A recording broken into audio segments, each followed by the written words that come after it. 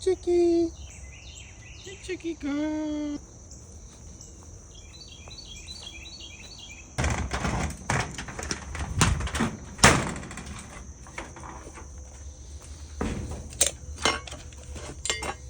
Okay, so the plan for the day is to put up the wall framing for the chicken coop.